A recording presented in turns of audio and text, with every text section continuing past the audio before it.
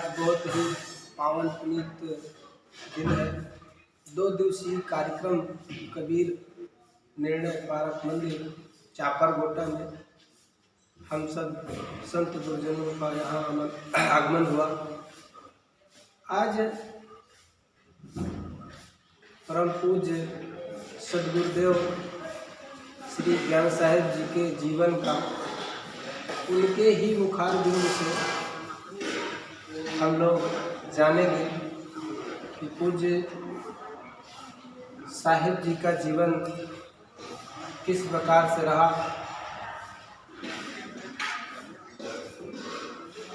आइए हम सब जानते हैं साहेब जी का पारकनिष्ठ और वैराग्यमय जीवन किस प्रकार से उन्होंने ऋषिकेश में जा कर के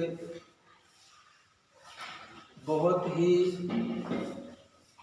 ज्ञान अर्जन किया जो आज हम सबको प्राप्त होता है। और साहेब जी बहुत ही सरल और विनम्र उनका जीवन रहा है। और साथ में हमारे पूज्य संत श्री अचल साहेब शास्त्री साहेब जी भी विराजमान है। उन्होंने भी साहेब के सानिध्य में रह करके ऋषिकेश में जा करके और बनारस में वेदांत से आचार्य किया। साहेब जी के जीवन में साथ में साहेब जी अपना जीवन पूर्ण समर्पित किया है। तो आइए जानते हैं परम पूज्य सद्गुरुदेव जी से आज हम सब साधकों के लिए जो प्रेरणा का स्रोत बने कि आज का जो जीवन है साधु जीवन और पूर्व समय में कैसा संघर्ष रहा है हम सब जानते हैं। इससे हम लोगों को बहुत ही सीखने को और समझने को और जीवन पथ पे चलने का सौभाग्य प्राप्त होगा। बोलिए सद्गुरुदेव की जय। आज हम आपको एक ऐसी हस्ती से मिलाने जा रहे हैं जो न सिर्फ कबीर पंथ में बल्कि अध्यात्म जगत में विख्यात हैं, जिनके प्रवचन आप अक्सर सुनते रहते हैं। बड़े ही बुलंद आवाज़ के वे मालिक हैं और किसी परिचय के मोहताज नहीं हैं। आज हम श्रद्धेय संत श्री ज्ञान साहेब जी, जिनका हम लगातार प्रवचन सुनते हैं, उनके व्याख्यान जो ज्ञान और ध्यान से ओतप्रोत होता है, खास तौर से उनकी बुलंद आवाज़ और शेर व शायरी से लबरेज आपका सत्संग प्रवचन लाखों लोगों को प्रभावित करता आया है पिछले 40 सालों से लगभग। तो आज हम साहेब जी के प्रवचन के अलावा उनके जो निजी जीवन रहे हैं, शुरुआत उन्होंने जो किया है अपने अध्यात्म जीवन का, वो कैसा दौर रहा है, कैसे संतों से मुलाकातें हुई और कैसे वे अध्यात्म के मार्ग पे चल पड़े, उसके बाबत पूरी जानकारी और आज तक जबकि आज हम उनसे मिल रहे हैं तो पूरी कहानी हम समझते हैं, सुनते हैं। आइए हमारे बीच यहाँ विराजमान श्रद्धेय साहेब जी को हम बंदगी करते हैं। साहेब बंदगी साहेब। और साहेब जी से पहला सवाल यही है कि आपके अंदर ऐसी कौन सी चिंगारी आई कि जिसके चलते आप अध्यात्म मार्ग की ओर अग्रसर हुए? वो कौन सी घटना थी, कौन सी प्रेरणा थी?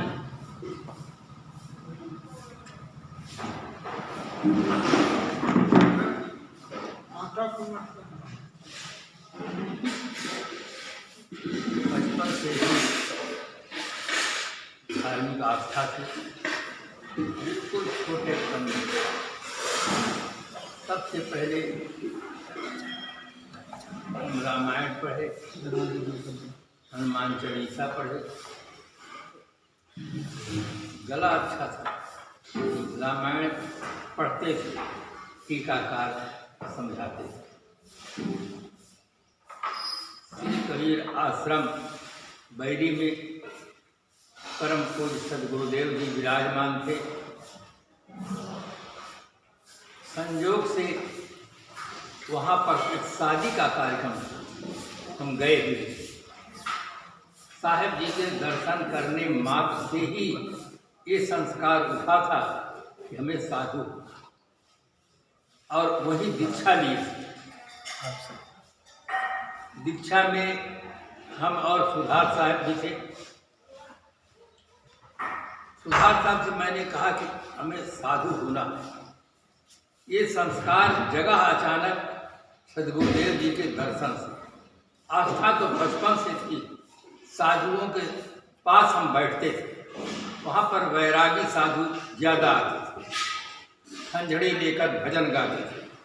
छोटेपन से हम साधुओं के पास बैठ करके भजन सुनते थे। इन सदगुरुदेव के दर्शन से ही एक संस्कार जगा और वहीं पर हमें पुस्तक मिली जड़ चेतन भेद प्रकाश न्यायनामा। जड़ चेतन भेद प्रकाश को हम एक ही दिन में पूरी याद करें। न्यायनामा को पढ़ करके इतना जैसे किसी व्यक्ति को बहुत बड़ा खजाना मिल गया, ऐसा अनुभव होने लगा।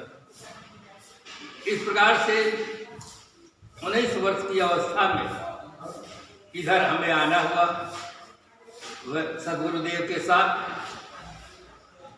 अवस्था छोटी थी, जगह जगह पर लोग प्रश्न करते थे कि साधु क्यों हो गए, साधु क्यों हो गए।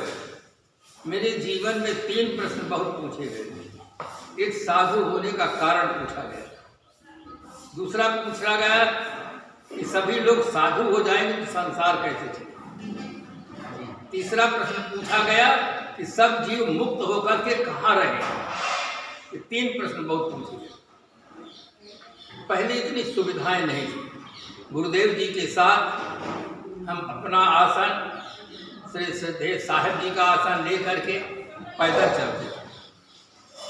लगभग 20 मूर्ति पहले रहते थे और सब जहाँ शाम हो जाए वहाँ रुक जाते थे। भोजन बनता था, पाते थे, सत्संग भजन होता था, फिर चलते थे। तो इस प्रकार से बहुत समय तो भ्रमण में ही ऐसे पैदल बीता। कुछ समय के बाद थोड़े दिन के लिए हम बुरहानपुर भी गए थे। वहाँ पर श्री अध्यापक साहब जी थे। बीजक का उनका नियम था कि पहले बीजक यहाँ लोग याद करें फिर उनको पढ़ाया जाता है। किंतु मुझसे जब प्रश्न किए गए मैं सब उत्तर देता गया तो इस नियम को उन्होंने टाल दिया और कहा कि तुम पढ़ सकते हो। पढ़ता रहा। वहाँ थोड़े दिन के बाद कान बहने लगा। इलाज के लिए मैं इलाहाबाद आया, वहाँ छूट गया सब। तो इस प्रकार से फिर सदगुरुदेव श्री अभिलाष साहब जी का संपर्क पड़ा। बैरी आश्रम सबसे पहले मैं जब बढ़ारा गया, साहब जी की पुस्तक छप गई थी वैराग संजीवनी, उसको मैं पढ़ा था। भंडारा था, सबसे बड़ा बर्तन लेकर के श्री अभिलाष साहब जी मांझ रहे थे। मैं पहली बार गया था, पहली बार देखा था बर्तन मांझते हुए, तो मुझे लगा कि यही होंगे श्री अभिलाष साहब, क्योंकि जैसा वह लिखते थे वैसा कर्म दिखाई दिया। फिर बाद में मैंने लोगों से पूछा कि क्या यही श्री अभिलाष साहब जी है। लोगों ने कहा हाँ यही। भीतर के अंतःकरण गवाही दिया कि नहीं यही। इस प्रकार से पूछने पर भी पता चला साहब जी का सानिध्य मिला। उस समय कुछ दिन के बाद फिर बैरी आश्रम में रहा। आश्रम का निर्माण कार्य प्रारंभ हुआ। सेवा में रहा, भंडार बनाने का काम करता रहा। अकेले भी साहब कुछ दिन के लिए भ्रमण के लिए भेजे थे और यह नियम दिए थे कि एक रात से ज़्यादा किसी गांव में रहना नहीं। इस नियम का पालन करते हुए मैं सीधे बनारस गया। वहाँ कबीर चौरा पहुँचा, वहाँ साहब जी के दर्शन दिए। उसके बाद जागू साहब के मठ में गया, वहाँ रहा। फिर गुरुदेव जी के दर्शन के लिए आश्रम में आया। तो इस प्रकार से भ्रमण करते हुए, गुरुदेव जी के साथ रहते हुए, सेवा करते हुए, आश्रम के निर्माण समय भंडार का काम करते हुए बीता। इसके बाद पढ़ाई का समय आया। पढ़ाई के लिए मैं सीधे जब हरिद्वार जाने की बात की तो कुछ हमारे साधु समाज के लोगों ने कहा कि वहाँ पर जाने पर सिद्धांत में परिवर्तन हो सकता है, किंतु श्री अभिलाष साहब जी कहने लगे कि वे इतने खरे हैं कि सिद्धांत में परिवर्तन नहीं हो सकता, उनको पढ़ने के लिए जाने देना चाहिए। मैं वहाँ गया पढ़ा। वहाँ के संत जो थे महान उदार और सभी परंपराओं का आदर करते थे। समय का बहुत बड़ा महत्व मैंने वहीं देखा। तो इस प्रकार से विभिन्न संप्रदाय के संतों से संपर्क रहा। जैन मत के संत आचार्य तुलसी जी से मिला, महाप्रभ जी से मिले, उपाध्याय जी से मिले, विभिन्न संप्रदाय के संतों से, बौद्ध संप्रदाय के संतों से मिले, सभी संप्रदाय ईसाई जगत के संत पादरी से मिले, सभी में सुंदर प्रेम व्यवहार देखा। तो इस प्रकार से विभिन्न संप्रदाय के संतों के साथ संपर्क रहा, विभिन्न संप्रदाय के ग्रंथों का अध्ययन रहा और उसमें जो कुछ आगे चल कर के मुझे समझ में आया उसको मैं साहित्य के रूप में लिखा। तो इस प्रकार से शुरुआत से लेकर अभी तक अनेक महापुरुषों से, अनेक संप्रदाय के महापुरुषों से संबंध रहा और आज भी है। सदगुरु कबीर साहब की साखी बहुत मुझे याद थे कि साधु ऐसा चाहिए जैसा सूप सुभाए, सार सार को गह रहा थोथा दे। सभी ग्रंथों का, महापुरुषों का आदर करना, उनमें से अच्छाइयों को ले लेना, ये अपना कर्तव्य समझता रहा और आज भी उस पथ पर चलने का प्रयास कर रहा। तो इस प्रकार से बचपन से लेकर के आज तक की जो यात्रा हुई उसको अत्यंत संक्षेप में मैंने आपके सामने चर्चा। जी साहब जी, जैसे आपकी जो बुलंद आवाज़ है ये अधिकतम लोगों को प्रभावित करती है। आपके ज्ञान तो हैं ही, यथा नाम तथा गुणी हैं, ज्ञान के सागर हैं आप, लेकिन जो आपकी आवाज़ है काफ़ी बुलंद आवाज़ है। आज भी हम जब से सुन रहे हैं पिछले 25-30 सालों से आवाज़ उतनी ही दमदार है और बड़ी बेबाकी से अपनी बात रखते हैं। तो ये आवाज़ और बेबाकी का क्या संबंध है, आप क्या कहेंगे इसके लिए? आवाज़ तो बचपन में जब हम विद्यार्थी जीवन में पढ़ रहे थे जी, वहाँ अंताक्षरी होती थी शनिवार के दिन। अंताक्षरी में याद करने की शक्ति हमारी अच्छी थी बचपन। तो याद करके जब बोलते थे तो धारा प्रवाह बोलते थे और जोश से बोलते थे, वही आदत बनी रह गई, जोर से बोलने की और धारा प्रवाह बोलने की। जिधर हम पक्ष में खड़े हो जाते थे अंताक्षरी में उधर ही जीत होती। तो अध्यापक भी खुश रहते थे और बच्चे लोग भी बहुत खुश होते थे आवाज़ सुन करके। और बच्चों की प्रवाह से बोलने की आदत थी बचपन से। अंग्रेजी की कविता हम याद कर लेते थे और इतना जोर से जोश से बोलते थे कि सभी लोग बहुत खुश होते थे कि इतना अंग्रेजी से कैसे बोल पाते हैं। तो हम उसको रट लेते थे जी सर, याद कर लेते थे। अब हमारे खुशी के हर्षोल्लास के साथ हम अपनी बात कह सकें इसलिए आवाज़ निकलती थी जोर से। वही आदत बचपन से पड़ी रही और गला भी कुछ ऐसा साफ रहा जो कि आज तक वो आवाज़ जो कहते हैं सुरक्षित है। और मन में एक हर्ष है, एक उल्लास है, एक भाव है कि हम अपने अच्छे विचारों को समाज के सामने अच्छे ढंग से कह सकें, पेश कर सके। जैसे शब्द की चोट उनके मन में लगे और उनके विचारों में परिवर्तन हो, उनके जीने की दिशा और दशा में आमूल परिवर्तन। शब्द में बहुत बड़ी शक्ति होती है जी। एक शब्द का प्रयोग किया महर्षि दयानंद जी ने कि अमीचंद जी आप हो तो हीरे परंतु कीचड़ में फंस गए। इतना सुनते ही उनके चिंतन में परिवर्तन हुआ और वो उच्च कोट के संगीतज्ञ थे और उन्होंने प्रतिज्ञा किया कि आज से मेरे जीवन में जितना कीचड़ है सबको मैं एक साथ छोड़ता हूँ। वो सिगरेट पीते थे, शराब पीते थे, मांस खाते थे, किंतु उच्च कोट के संगीतज्ञ थे।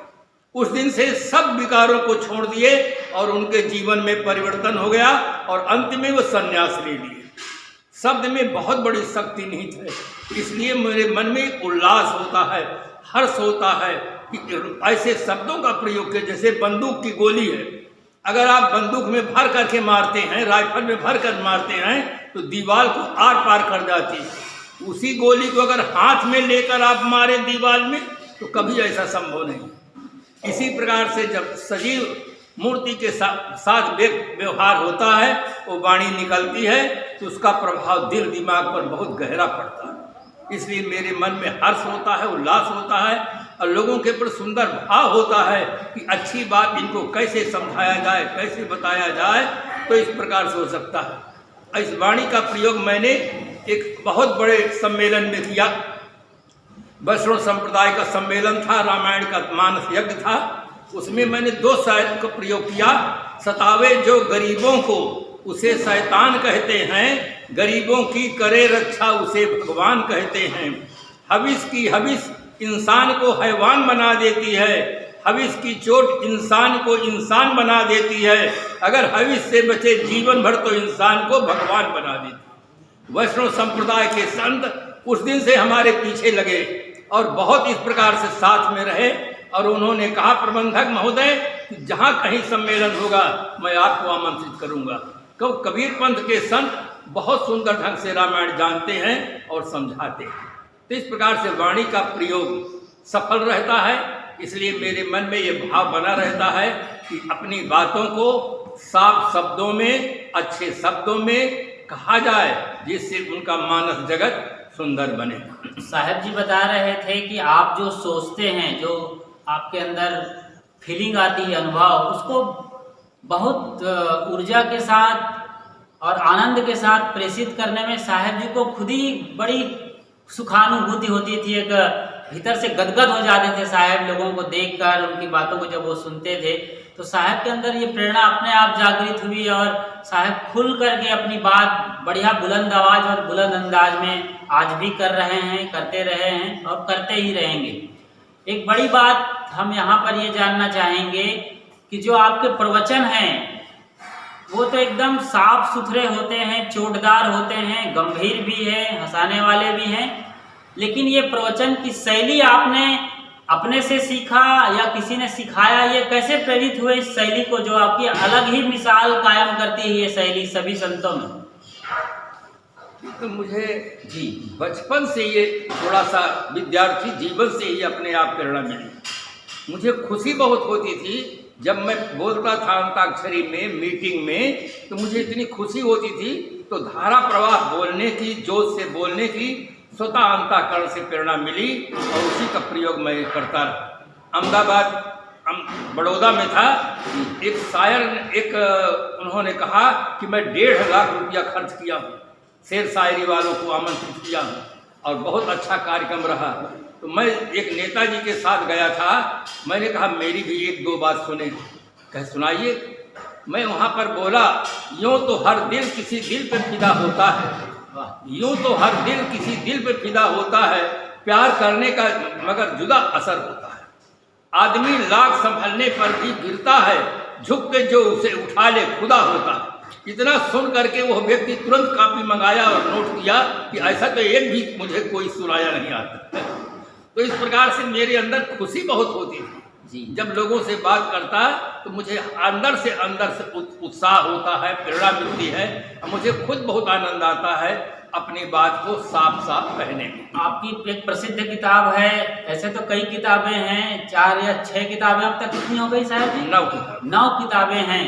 लेकिन अभी हम शेरो शायरी पर ही बात साहब कर रहे हैं, तो ये जानना चाहेंगे कि शेर और रुबाइयाँ लिखने की प्रेरणा कैसे हुई है? कैसे आपने कलेक्शन किया उस जमाने में जबकि इंटरनेट नहीं था, लालटेन के ज़माने में ये सब आपने किया है?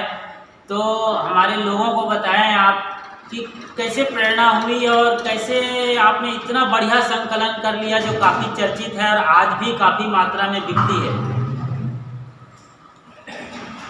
ये तो हम प्रवचन सुनते रहे जी, संतों के प्रवचन सुनते रहे और कभी कभी ऐसे लोग भी मिल जाते रहे जो 1-2 शेर सुना देते रहे तो मन एकदम खुश हो जाता है। ये तो बहुत बहुत बड़ी बात को थोड़े में कहने की क्षमता शेर में। तो इस प्रकार से मेरे मन में एक भाव जगा कि क्यों न इसका संकलन किया जाए जिससे तमाम लोगों को सुंदर प्रेरणा मिले। और ये आज मुझे बहुत गौरव के साथ कहना पड़ता है कि शेर और रुबाइयाँ मेरी पुस्तक वो संकलन है, और उसमें ऐसे ऐसे संकलन है कि अगर एक व्यक्ति ठीक से सुने समझे तो उसके जीवन में परिवर्तन हो। जैसे आपके गुरुदेव रहे हैं श्रद्धेय तपसी साहब जी, जिसको सदगुरु निष्पक्ष साहब के नाम से हम सब जानते हैं, तो उससे आप कैसे प्रभावित हुए? कहते हैं कि काफ़ी ऊंचे तगड़े थे और काफ़ी त्याग तपस्या वाले थे, तो उनसे पहली बार कहाँ मिले होंगे, कैसे प्रभावित हुए और कैसे वो आपके गुरु हो गए? वहाँ पर श्री कबीर आश्रम बैरी में सबसे पहले साहब का दर्शन हुआ जी। उनके व्यक्तित्व को देखकर, उनकी वाणी को सुन करके इतना प्रभाव मन में पड़ा कि मुझे उसी समय पर दीक्षा लेने के मन में संकल्प हुआ, और वहीं बैरी में ही हम दीक्षा लिए थे। और साहब के दर्शन मात्र से ही हमारे मन में एक संकल्प जागृत हुआ कि हमें भी साधु होना चाहिए। उनके दर्शन से, उनके व्यक्तित्व से, उनके वाणी से ये प्रभाव पड़ा, तब हमारे मन में ये सुंदर भाव जगा। वैसे बचपन से हमें संत बहुत अच्छे लगते थे जी, चाहे वे जिस भेष के संत हों। संतों के पास बिल्कुल छोटी अवस्था में मैं जाकर उनके भजन सुनता था, थोड़ा दूर बैठता था, पर तो भजन सुनता था। ये संस्कार चाहे पूर्व जन्म के संस्कार के अनुसार रहे हों, चाहे वर्तमान में मेरी रुचि रही हो, किंतु बचपन से ही मुझे संत अच्छे लगते थे। और साहब के दर्शन मात्र से ही मेरे मन में ये संकल्प हुआ था कि हमें भी साधु होना चाहिए। अब वो कबीर पंथ ही नहीं, अध्यात्म जगत में एक बड़े नाम है उज्ज्वल गुरुदेव सदगुरु अभिलाष साहब जी, जो कि आपके व्यक्तित्व के पोषक भी रहे हैं और आपने उनसे बहुत कुछ सीखा है, और स्वयं गुरुदेव जी ने भी आपसे कई चीज़ें सीखी हैं। आप एक तरीके से, जहाँ तक हम लोग समझते हैं, कि आप एक मित्रवत रहे हैं शुरुआती दौर में। तो सदगुरु अभिलाष साहब में ऐसी कौन सी बात देखते हैं जो उनको एक अलग मिसाल देता है पूरे कबीर पंथ और अध्यात्म जगत में? बहुत ऊंचा दर्जा आप स्वयं उनके लिए रखते हैं, मानते हैं उन्हें। तो क्या खूबी थी साहब में और कैसे मुलाकात हुई, कहाँ तक इसको आप बताएं साहब जी। सबसे पहले दर्शन तो बड़हरा आश्रम में हुआ था, किंतु वहाँ बहुत मिलने का, बात करने का समय नहीं मिला। अच्छा। फिर बैरी आश्रम में एक शास्त्रार्थ था जी, आर्य समाज के साथ। तो वहाँ पर श्री अभिलाष साहब जी को आमंत्रित किया गया, भरतपुर से एक संत को आमंत्रित किया गया, और वे लोग दिल्ली, मुरादाबाद, लखनऊ के आर्य समाज विद्वानों को आमंत्रित किए। तो इस प्रकार से विद्वानों का जब सम्मेलन हुआ, तो श्री अभिलाष साहब जी का व्यवहार देख करके, व्यक्तित्व देख करके, उस समय साहब जी बहुत ही सामान्य रूप से वेशभूषा में रहते थे, और उनके व्यक्तित्व को देखकर, उनके वाणी और कथनी और करनी में एकता देख करके उनमें उनके प्रति श्रद्धा थी। उन लोग मिलने आ रहे थे, तो मैं उनकी असनी को उठा करके आसन के नीचे दबा दिया कि जिससे ऊपर से सफ़ेद चद्दर दिखे और असनी न दिखे। असनी उसकी थी जो जो पैरों में बिछाते क्या, बोरी थी, बोरी उसकी असनी थी, तो मुझे अच्छा नहीं लगा। अच्छा। तो जब वो लोग सब मिलकर चले गए, तो साहब ढूंढने लगे मेरी असनी कहाँ गई। तो मैं साहब के आसन से नीचे निकाल करके दिया जी। साहब कहे तुम्हें ये लगा होगा कि ये छोटे आदमी की चीज है, इसलिए चुरा के रख दिए थे, और मेरे बड़प्पन के लिए तुमने सफ़ेद कपड़ा का नहीं हटाया, इसको हटा दिया। तो मुझे इतना सरल लगा कि साहब के मन में बिल्कुल एकदम सहज स्वभाव, सहज जीवन, वाणी में विनम्रता, जितने विद्वान लोग थे सबके प्रति एक आदर का भाव, कथनी और करनी में बिल्कुल समानता, और एकदम सरल। जो भी जलपान में ले जाता, जलपान में ही देता जी, जो देता उसमें से थोड़ा सा ले लेते और रख देते। तो इस प्रकार से उनके जीवन को देखकर, व्यक्तित्व को देख करके मन में बहुत आकर्षण हुआ। फिर साथ साथ मैं साहब जी के साथ थोड़ी दिन के लिए लखनऊ गया। लखनऊ से बाराबंकी गया सदगुरु श्री विशाल साहब जी के दर्शन के लिए। वहाँ भी साहब जी का व्यवहार देखा, कितनी विनम्रता, कितनी सरलता।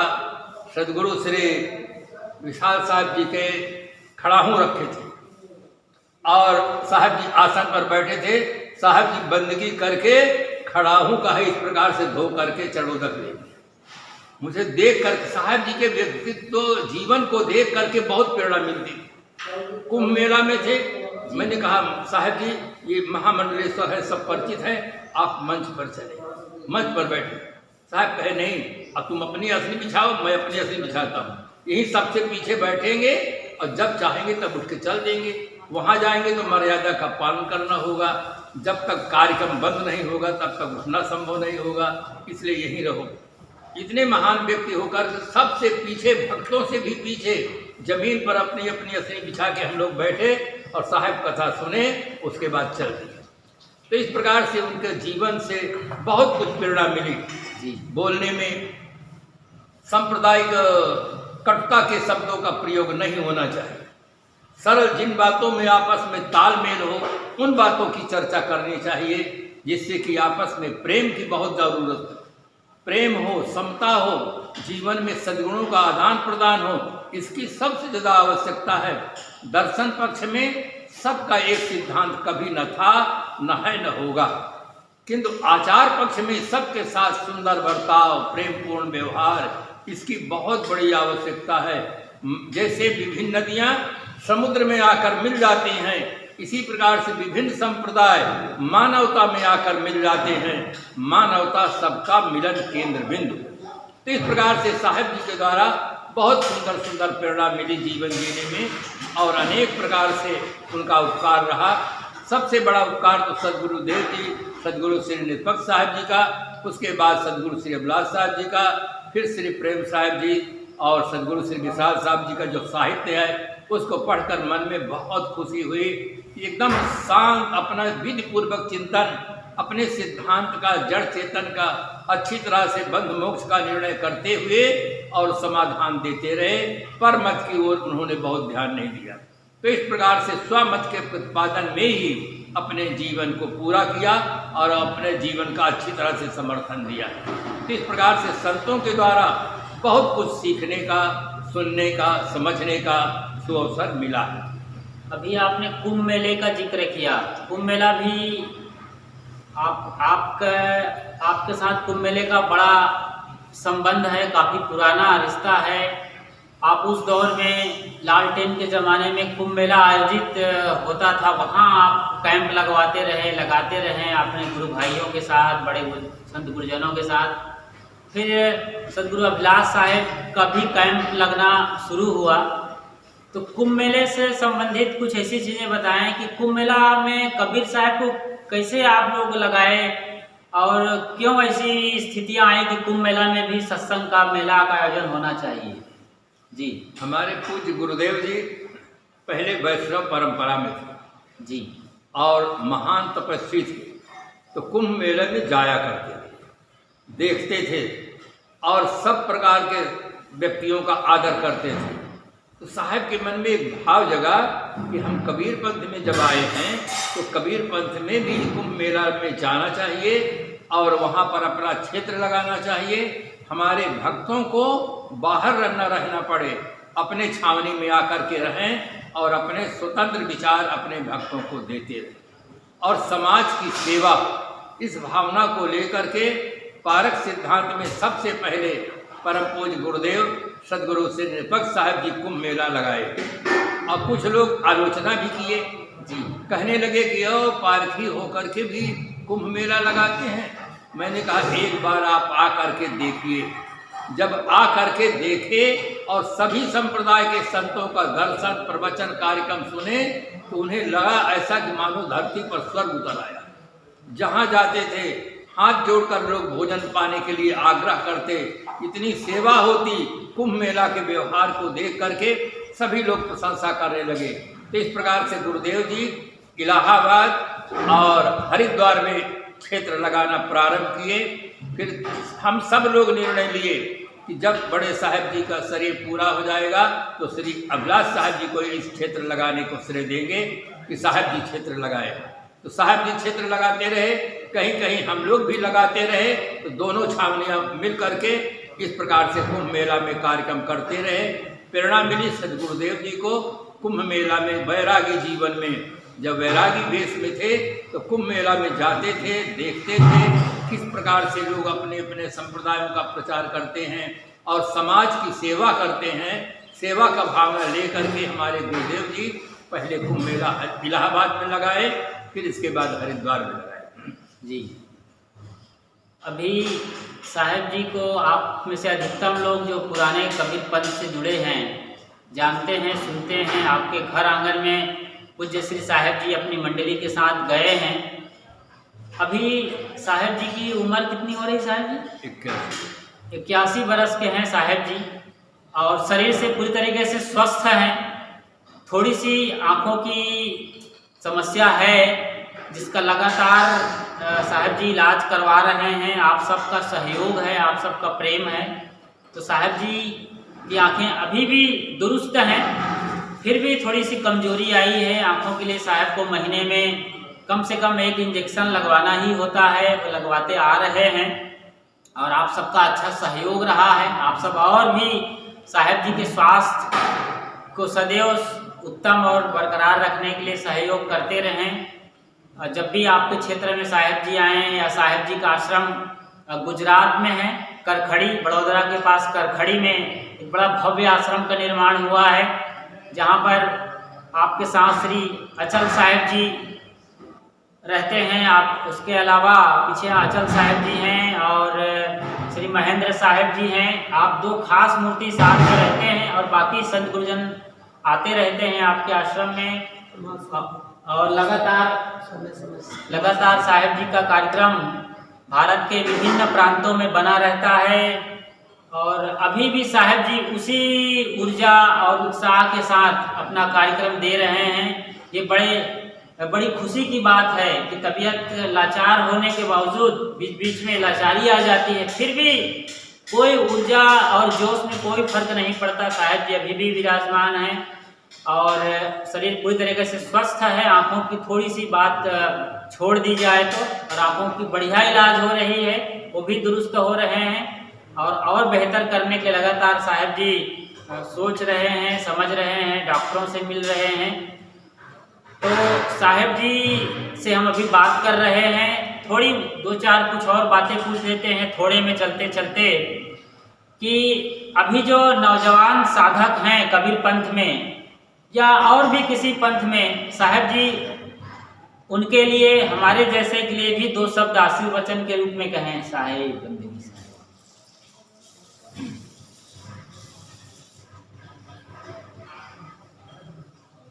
आदमी के मन में जब राग होता है तब वो शादी करते हैं, जब विराग होता है मन में तो साधना करते हैं। जो साधना करते हैं उनको साधक कहते हैं। आज हर आदमी को साधन संपन्न होने के साथ साथ साधना संपन्न होना अत्यंत आवश्यक है। जीवन में साधन संपन्न होना और साधना संपन्न होना दोनों जरूरी है। दोनों के योग से जीवन का पूर्ण विकास होता है। सर्वांगीण विकास के लिए दोनों प्रकार से हमें संपन्न होना जरूरी है।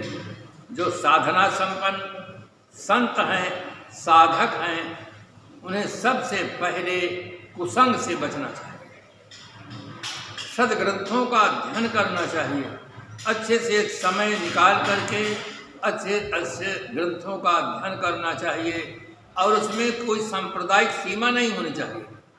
आप वेद पढ़ें, कुरान पढ़ें, बाइबिल पढ़ें, गुरु ग्रंथ साहिब को पढ़ें, रामायण पढ़ें, भागवत पढ़ें, उपनिषद पढ़ें, बीजक पढ़ें, भवयान पढ़ें। सब ग्रंथ, दुनिया में जितने ग्रंथ हैं सब मानव मस्तिष्क की उपज, सब मानव के द्वारा रचित और मानव के लिए बनाए गए। इसलिए विचारों में उदारता होनी चाहिए। किसी भी मत के संत हों, साधक हों, उनके विचारों में उदारता होनी चाहिए। सभी ग्रंथों का अध्ययन, सभी महापुरुषों का आदर, सम्मान सब में से अच्छी बातें मिलती हैं। हर संप्रदाय में एक से एक अच्छे विद्वान, त्यागी, तपस्वी, ध्यानी, महापुरुष पाए जाते हैं।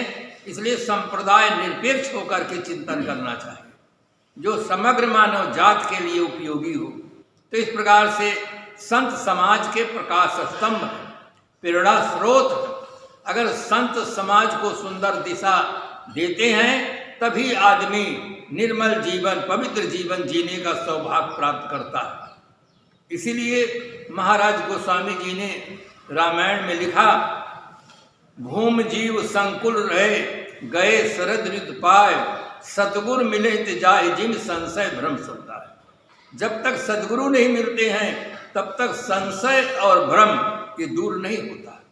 संत सम्राट गुरु कबीर साहब ने अपनी मौलिक कृत बीजक में भी कहा कि जाको सदगुरु ना मिला, व्याकुल दह दिस धाय, आँख न सूझे बावरा, घर जरे घूर बुझाए।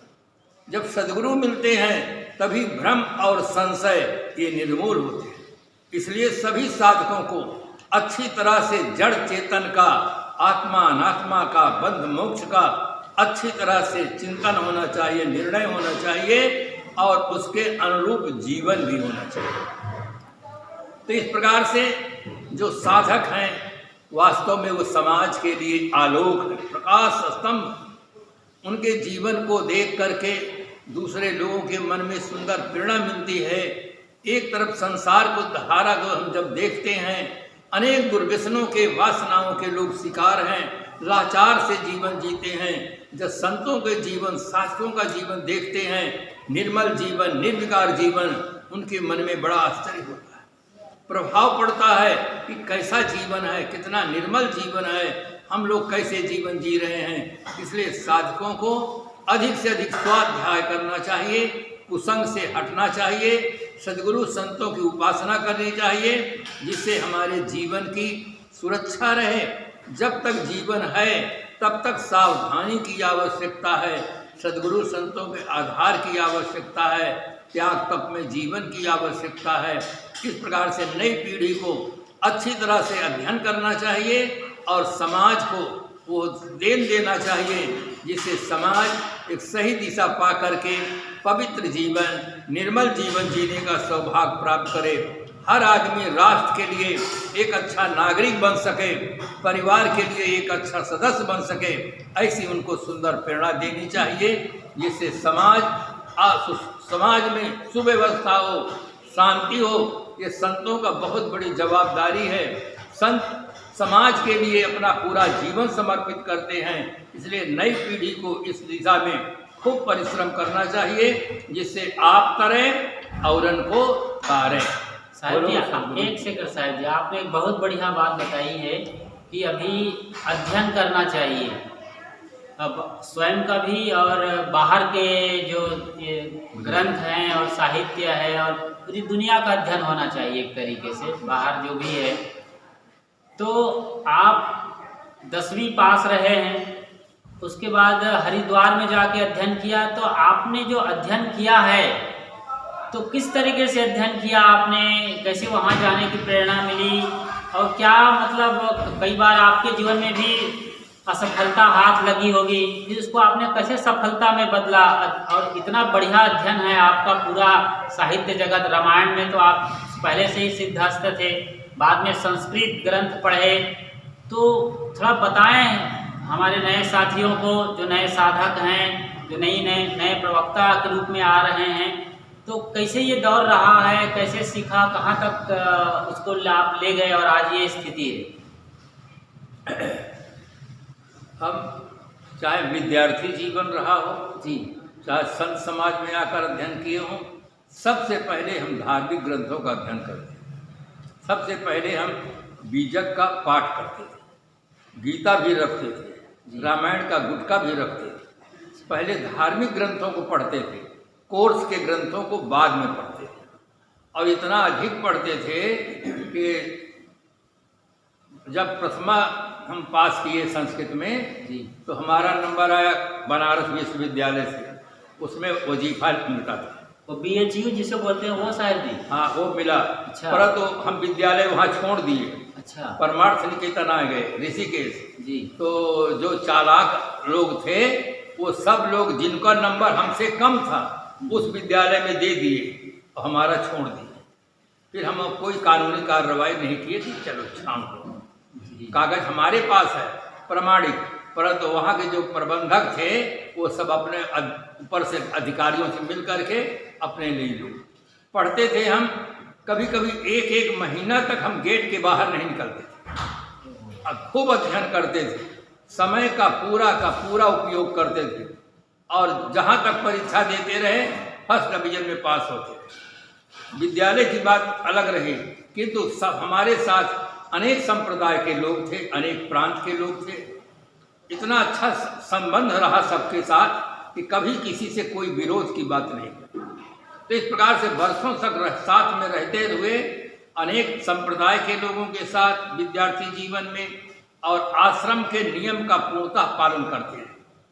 और आज भी कोशिश करते हैं कि जिस आश्रम में जाएं उस आश्रम में जो नियम, उस नियम का पूर्णतः पालन करना चाहिए, या तो न जाएं और जाएं तो वहाँ के नियम का पालन करना चाहिए। तो इस प्रकार से महामंडलेश्वर जी बहुत खुश रहते रहे कि कबीर पंथ में हो करके भी इनकी कोई एक दिन की शिकायत नहीं आई। सब प्रकार से अनुशासित जीवन रहा है और उसमें हमारे गुरुदेव श्री अभिलाष साहब जी का बहुत बड़ा श्रेय रहा। साहब जी ने हमको सिखाया ऐसे कि इस प्रकार से जहाँ रहोगे सुखी रहोगे और ठीक रहोगे। तो वहाँ आश्रम का नियम का पालन करना, धार्मिक ग्रंथों का अध्ययन की प्राथमिकता देना और पढ़ने में एकाग्रचित से लग करके पढ़ना, दूसरी तरफ कोई चिंतन नहीं। तो इस प्रकार से पढ़ने का हमारा लक्ष्य पहले से अच्छा रहा और संत गुरुजनों की कृपा दृष्टि रही कि संत महात्मा हमें वहीं आके दर्शन देते थे, सुझाव देते थे और अनेक प्रकार से उत्साह बढ़ाते थे। तो अध्ययन काल में भी हमें किसी प्रकार की कोई कठिनाई का सामना कभी नहीं करना पड़ा। आप भारत के कबीर पंथ के अलावा जो अन्य मत पंथ संप्रदाय हैं उनमें जो बड़े बड़े दिग्गज हुए हैं जैसे कि पथिक जी महाराज और आचार्य महाप्रज्ञ जी महाराज और उसी जैन परंपरा के आचार्य तुलसी, तो ये बड़े बड़े नाम हैं। तो मैं ये जानना चाहता हूँ कि उनके बीच कोई ऐसी संवाद, ऐसी बात हुई हो जो हमारे लिए प्रेरणा स्रोत बने। आचार्य तुलसी जी से जब मैं नागौर जिला में मिला, लाडनू आश्रम जी, बहुत विशाल आश्रम, उनका ही आश्रम है। हाँ उनका आश्रम। जी जी जी। और वहाँ 550 बहनें साथ हुई और 150 व्यक्ति पुरुष साथ। जी, जब पहले दिन मिले, बातचीत हुई, तो वहाँ का एक ब्रह्मचारी छोटा बच्चा था, उसने कहा कि मुझे कबीर की उल्टवासी चाहिए। और आचार्य जी ने कहा कि हमारे यहाँ कबीर साहब के भजन गाए जाते हैं, किंतु दर्शन पक्ष में हमें पता नहीं कबीर साहब क्या मानते हैं। जी जी।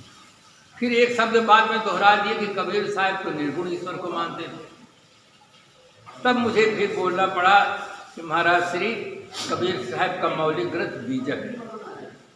अब बीजक में सदगुरु कबीर साहब ने जगत को अनादि माना। तब उन्होंने कहा कि मैं सोचता था कि ये सिद्धांत तो केवल महावीर स्वामी का है, क्या सचमुच कबीर साहब ऐसे मानते थे? तो मैं बीजक का प्रमाण देकर बताया। जब मैं मिलता था, हम लोग 3-4 मूर्ति थे, तो जब मिलते थे तो सबको हटा देते थे, खुल करके बात करते थे। वो वृद्ध थे किंतु इतना उदार हृदय था कि जब मिलते थे बात करते थे, तो बात करते करते जब सब खुल करके चर्चा होने लगी तो उन्होंने बहुत साफ साफ कहा कि हमारा आपका सब कुछ मिलता है। श्वेतांबरी हैं, शाकाहारी हैं, व्यसन मुक्त हैं, पर पुनर्जन्म मानते हैं, बंध मोक्ष मानते हैं, हमारा जगत को अनादि मानते हैं, हमारा आपका सब कुछ मिलता है, मिल करके प्रचार होना चाहिए। मुझे ये शब्द उनके सुन करके बहुत गहरा प्रभाव पड़ा कि इतने वृद्ध व्यक्ति हैं फिर भी कितनी साफ साफ बात कहते हैं।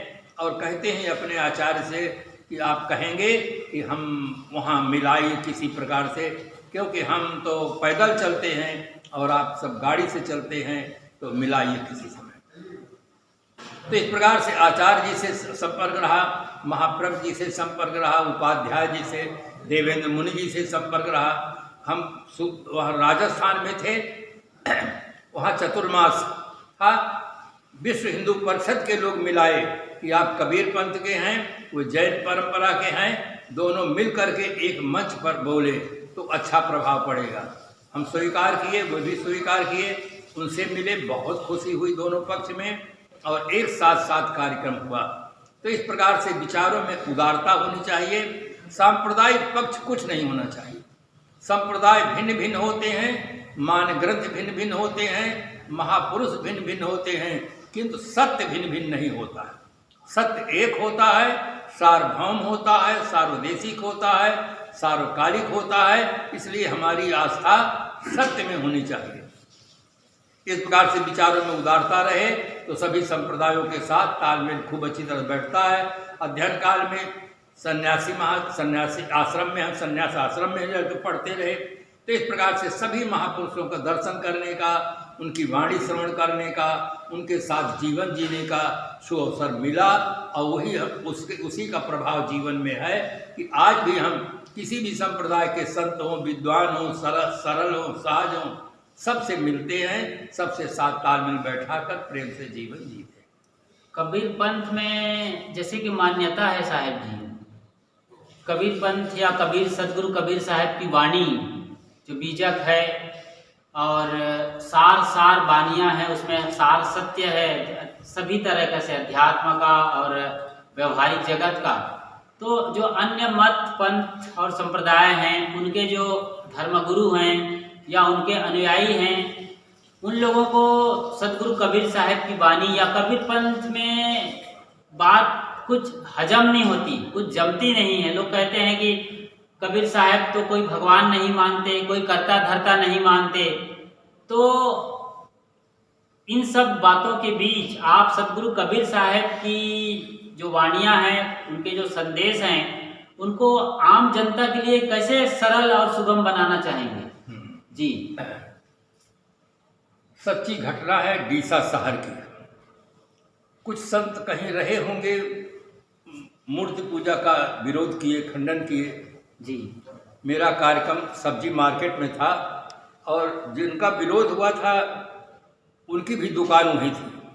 प्रवचन का कार्यक्रम समाप्त हुआ जी। मैंने कहा जिनको कुछ पूछना हो आश्रम में आकर पूछेंगे, समय ज़्यादा हो गया। कुछ सज्जन आए, मैं ऊपर घूम रहा था, नमस्कार किए। उन्होंने पूछा कि कबीर पंथ में मूर्ति पूजा मान्य है या नहीं। मैंने बड़े सरल ढंग से कहा कबीर पंथ बहुत विशाल है, इसमें कुछ ऐसे भी लोग हैं जो कबीर साहब की मूर्ति बनाकर पूजा करते हैं, और कबीर साहब की मूर्ति की पूजा नहीं करते, हनुमान जी की भी करते हैं, राम जी की भी करते हैं, कृष्ण भगवान की करते हैं। तो उनका आधा दुख तो वैसे समाप्त हुआ कि यहाँ भी इस प्रकार की पूजा करते हैं। फिर मैंने उनसे एक प्रश्न किया कि मान लीजिए आपके दो बच्चे हैं, एक बच्चा आपका फोटो निकाल लिया, मंदिर में रख दिया, पूजा करता है, प्रार्थना करता है, भोग लगाता है, अब आपकी कुछ भी नहीं करता है, और एक बच्चा ऐसा है आपकी पूजा करता है, आपका भोग लगाता है, आपकी प्रेरणा करता है, आपकी सेवा करता है, तो मूर्ति की बिल्कुल नहीं करता है। तो ईमानदारी से बताइए आप किसको अपनी संपत्ति का उत्तराधिकारी बनाएंगे? जो आपकी करता है उसको कि जो आपकी मूर्ति को करता है उसको? तुरंत उत्तर दिए जो मेरी करता है उसको। मैंने कहा इसी वाले में हम हैं।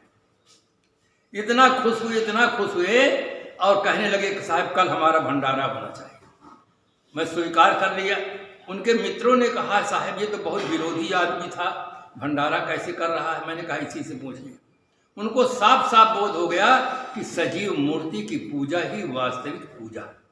देखिए संसार में विभिन्न स्तर के लोग रहते हैं। जिसके यहाँ देहात में है ट्यूबलाइट नहीं चली, बिजली नहीं पहुँची है, वो लालटेन से भी काम चलाते हैं, दीपक से भी काम चलाते हैं। इसी प्रकार से जिनको संत नहीं मिले, सदगुरु नहीं मिले हैं, तो वे मूर्ति पूजा करके भी अपना काम चलाते हैं।